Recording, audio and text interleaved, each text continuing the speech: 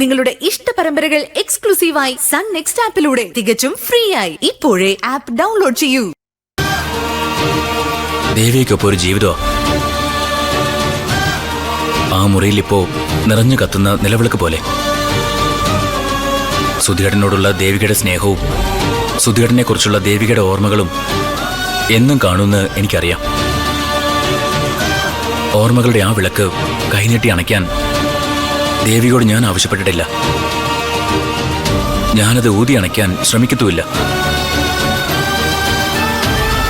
എന്നെ മനസ്സിലാക്കാൻ ശ്രമിക്കണമെന്നേ ഞാൻ പറഞ്ഞിട്ടുള്ളൂ. സിദ്ധു എന്താ എന്നെ മനസ്സിലാക്കാത്ത? പറഞ്ഞ പല്ലവികൾ തന്നെ നമ്മൾ വീണ്ടും വീണ്ടും ആവർത്തിക്കേണ്ട ദേവികെ. കണ്ണിൽ കുത്തിയാലും സ്നേഹത്തിന്റെ വെളിച്ചം കണ്ടില്ലെന്ന് നടിക്കുന്നവരോട് കൂടുതൽ എന്തു പറയാനാ? ഒരു കാര്യത്തിൽ എനിക്ക് ആശ്വാസം തോന്നുന്നുണ്ട്.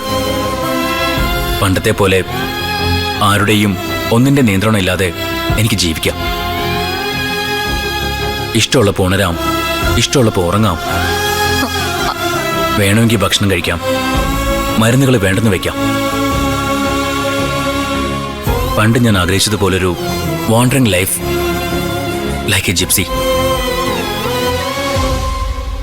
അന്നേരം എൻ്റെ ഉള്ളിലെ ഹൃദയത്തിന് നോന്നെന്നും പറഞ്ഞ് ഹൃദയത്തിനോട് മാത്രമുള്ള സ്നേഹവും കരുതലുമായി ആരും വരരുത്. എന്നെ ഓർത്ത് ആരും സഹതപിക്കാനും പാടില്ല.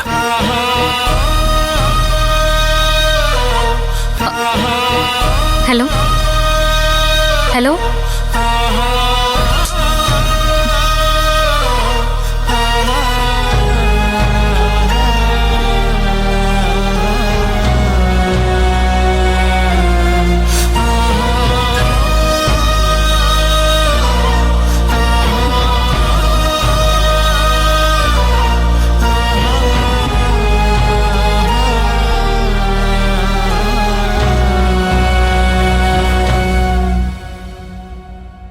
എന്തായാലുവേ അവനോട് ഇച്ചിരി കടുപ്പിച്ച് പറഞ്ഞത് നന്നായി അല്ലേടി സില്ലു? ഒന്ന് പൊള്ളിട്ടുണ്ട്. ആ മൂച്ചിനേറി ദേവികയെ വിളിച്ചു കാണും. വിളിക്കട്ടെന്നേ, ആത്മാഭിമാനത്തെ തൊട്ട പൊള്ളുന്നവനല്ലേ? അവൾ അവനെ ഇട്ട് കൊരങ്ങ കളിപ്പിക്കുകയാണെന്ന് തന്നെ അവന് തോന്നട്ടെ. ആ ചൂടിലെ അവൻ വിളിച്ച് 4 തെറിയും കൂടെ പറഞ്ഞാലേ അത്രയും നല്ലത്. ഉടക്കി അങ്ങ് പിരിഞ്ഞോളൂല്ലോ. ഓ ചകടാ ചകടാ. ആ വന്നല്ല, കള്ളപ്പൂച്ച വരുന്ന പോലെ പതുങ്ങി എങ്ങരുടെ വരവ്. കാലൊച്ച കേക്കത്തില്ല. ഭൂമിദേവിയെ നോവിക്കാതെ നടക്കണമെന്നാ. നിന്നെപ്പോലെ ഭൂമിദേവിയുടെ നെഞ്ചത്ത് സദാ ചവിട്ട് നാടകം നടത്താൻ പാടില്ല. ചവിട്ട് നാടകം എന്നെ കൊണ്ടൊന്നും പറയിപ്പിക്കില്ലേ? സത്യം പറ മനുഷ്യ, നിങ്ങൾ എന്തോ രഹസ്യം പിടിക്കാനല്ലേ ഇപ്പൊ പമ്മി പമ്മി വന്നത്? എന്ത് രഹസ്യം? ഞങ്ങളുടെ ചുണ്ട് അനങ്ങുന്നത് എന്താണെന്ന് അറിയാൻ. അങ്ങനെയാണെങ്കിൽ അങ്ങനെ. നിങ്ങൾ ആരെയോ തെറി പറയുന്ന കാര്യം കേട്ടല്ലോ. ആ ദേവികയോട് 4 എണ്ണം പറയുന്ന കാര്യോ ചേട്ടച്ച? ഓ, സദാസമയവും ദേവിക ദേവിക ദേവിക. എന്റെ പ്രേമേ, നമ്മൾ ആരുടെ പേര് കൂടുതൽ പ്രാവശ്യം പറയുന്നുവോ അവരുടെ ആയുസ് കൂടുവന്നാ. യോ, അങ്ങനെയാണോ? എന്നാ പിന്നെ അവളുടെ പേര് പറയുന്നില്ല, നശൂല എന്ന് പറയാലോ. അങ്ങനെ പറഞ്ഞാൽ നിന്റെ ആയുസ് കൂടും. പ്രേമേ, നീ ഒരു കാര്യം മനസ്സിലാക്കണം. നീ ഒന്ന് അയച്ചാൽ തീരുന്ന പ്രശ്നമേ ഈ വീട്ടിലുള്ളൂ.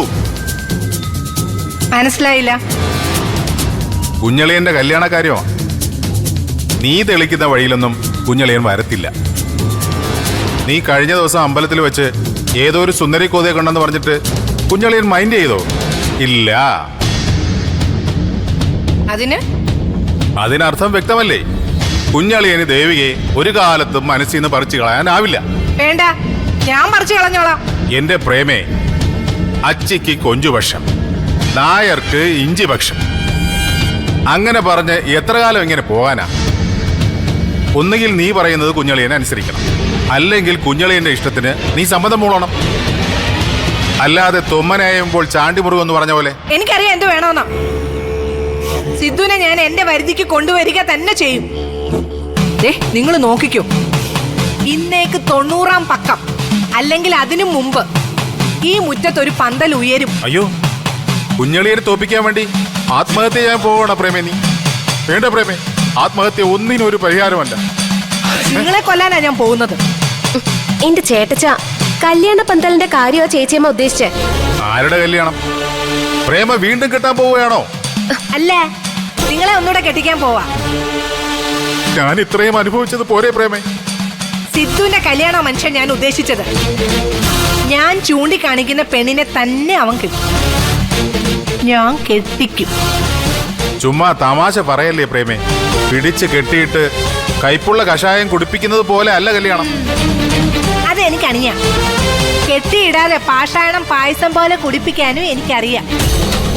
അതെങ്ങനെ സാധിക്കും പ്രേമേ? ഓ, ഞാൻ എങ്ങനെയെങ്കിലും അങ്ങ് സാധിപ്പിച്ചോളാമെന്നേ. അതിന് നിങ്ങളുടെ ചങ്ക എരിയുന്ന എന്തിനാ? ഒന്നും കാണാതെ ഈ പ്രേമ താറു പാറ്റി താളത്തിൽ ഇറങ്ങത്തില്ലെന്ന് നിങ്ങൾക്കറിയാമല്ലോ. നിങ്ങൾ മിണ്ടാതെ നിന്ന് കളി കണ്ടാ മതി. എനിക്ക് അഭിപ്രായം പറയാലോ. വേണ്ടെന്നേ. ഓ, അങ്ങനെ കോലെടുത്തവരൊന്നും മാരാരാവണ്ട. ഈ കാര്യത്തിലെ കുഞ്ഞനീന് വേണ്ടി ആരും ചെണ്ട കൊട്ടണ്ട. മനസ്സിലായ? ഓ, കുറിച്ചു വെച്ചോ.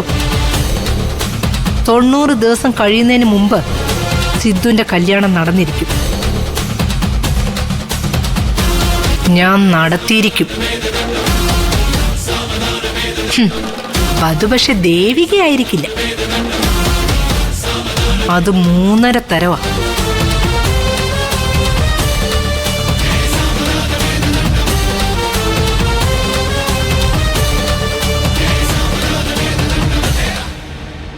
ആ ശരത്തേട്ടാ, എത്താറായോ?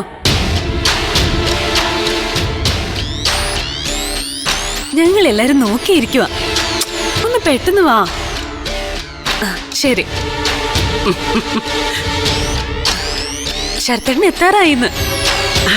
അതിന് നീ എന്തിനാ ഇങ്ങനെ വിളിച്ചു പോകുന്നേ? ചങ്ങലപ്പൊട്ടി ആനയൊന്നും അല്ലല്ലോ വരുന്നേ മുന്നറിയിപ്പ് തരാനായിട്ട്. അച്ഛന് പിന്നെ ശരത്തേട്ടനെ പറ്റി എന്ത് പറഞ്ഞാലും കുറ്റമാണല്ലോ.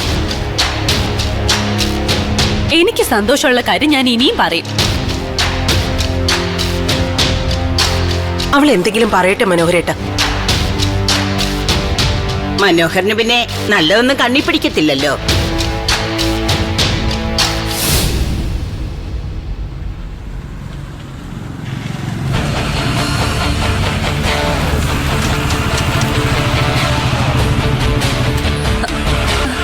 ശരത്തേട്ടനാ?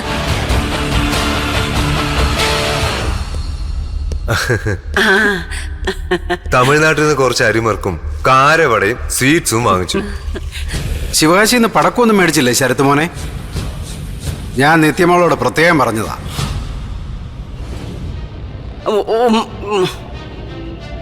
ആ പടക്കം പൊട്ടിക്കാച്ച സമയാവുന്നേ ഉള്ളൂ.